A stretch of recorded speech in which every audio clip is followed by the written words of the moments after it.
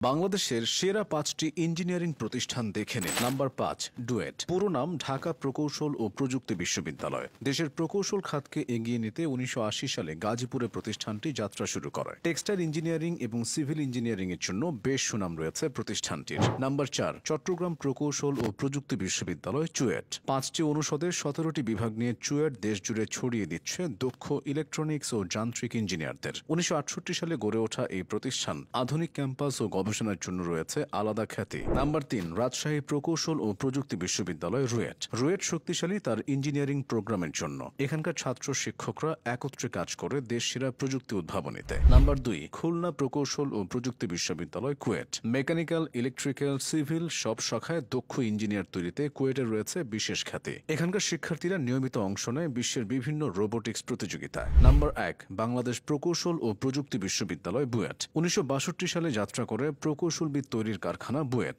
এখানকার শিক্ষার্থীরা পড়াশোনা শেষে বেশিরভাগই দেশে থাকে না, কারণ তারা বিশ্বজুড়ে গড়ছে ভবিষ্যৎ প্রযুক্তি এবং অবকাঠামো।